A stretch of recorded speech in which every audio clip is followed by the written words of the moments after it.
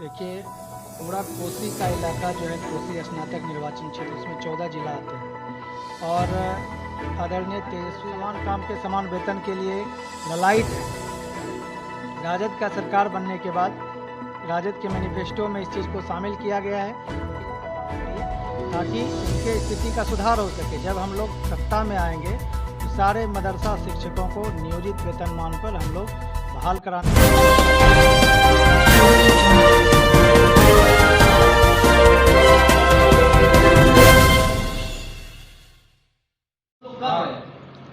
कोसी स्नातक निर्वाचन क्षेत्र से डॉक्टर नीतीश कुमार यादव जी हैं, जो राजद की तरफ से प्रत्याशी बनाए गए हैं और ये अभी हमारे साथ मौजूद हैं। इनसे हम जानेंगे कि क्या क्या मतलब इनका विज़न है और जीतेंगे अगर ये तो इनका मैनिफेस्टो क्या होगा। और सर, आपने जो कोसी स्नातक निर्वाचन क्षेत्र से राजद के प्रत्याशी बनाए गए हैं, इसके बारे में आप क्या कहेंगे?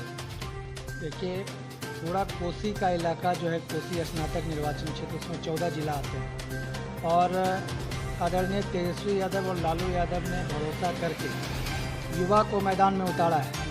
पूरे 6 साल में जो निवर्तमान एमएलसी अभी हैं भाजपा के, वो पूरे 6 साल में कोसी स्नातक क्षेत्र को गूंगा बना के रखे। आज तक सदन में उनकी आवाज़ को उन्होंने उठाया नहीं है। पूरे 6 साल में उन्होंने 6 प्रश्न भी करने का काम नहीं किया है और सदन में उनकी उपस्थिति भी नगण्य रही। तो ऐसे प्रत्याशी को हम लोगों को हराना है और कोसी स्नातक को एक आदर्श स्नातक क्षेत्र बनाना है। सर, अगर क्या कहते हैं कोसी स्नातक निर्वाचन क्षेत्र से आप युवा हैं, अगर आप जीतते हैं तो युवाओं के लिए आपका क्या मैनिफेस्टो रहेगा? देखिए, युवाओं के लिए हमारे आदरणीय नेता तेजस्वी यादव ने ऐलान कर रखा है पहले ही कि जब हमारी जीत होगी तो 10 लाख युवाओं को अस्थायी रोजगार दिया जाएगा।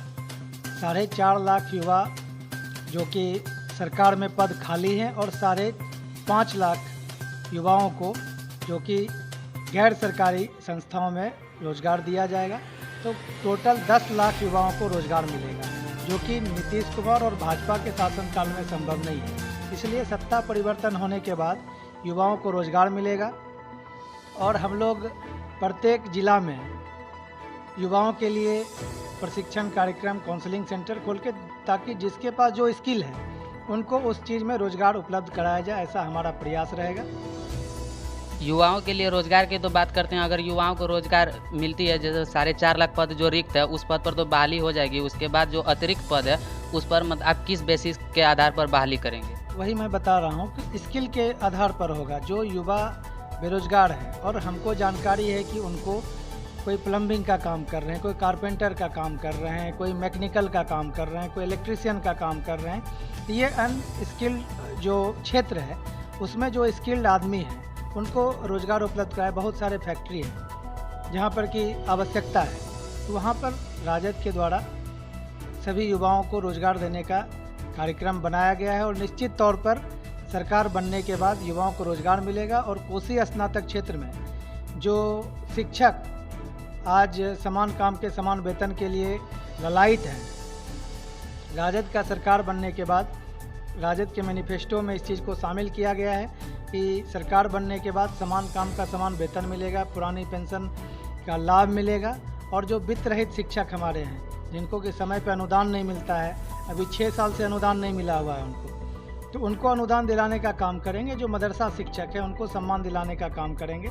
तो हर एक शिक्षा के स्तर को सुधार करने का काम करेंगे, जो कि भाजपा और जदयू के शासनकाल में पूरा चौपट हो चुका है। उनको हम लोग जीतेंगे तो पूरा तरह से सुधार करने का काम करेंगे। आपने सर मदरसा का बात किया है, तो मदरसा का जो 2459+1 को एक प्रोसेस में है। अगर आपकी सरकार आती है तो क्या उन सभी मदरसा को मंजूरी मिलेगा और सरकार की तरफ से उनको सरकारी वेतन का लाभ मिलेगा क्या? इसीलिए हम कह रहे हैं पूरी तरीके से सरकार इस मामले में जिम्मेदार है। मदरसा शिक्षकों को तो इतना इग्नोर किया गया है कि उनका जीवन यापन भी मुश्किल हो गया है और आज मदरसा का हालत बहुत दयनीय हो चुका है। इसलिए हम सभी से अपील करना चाहते हैं कि पूरा मदरसा शिक्षक एकजुट होकर राजद को जिताइए, राजद के प्रत्याशी को सदन में भेजने का काम करिए ताकि उनके स्थिति का सुधार हो सके। जब हम लोग सत्ता में आएंगे तो सारे मदरसा शिक्षकों को नियोजित वेतनमान पर हम लोग बहाल कराने का काम करेंगे और मदरसा के उत्थान के लिए कार्य योजना बना के उनका निर्माण करेंगे।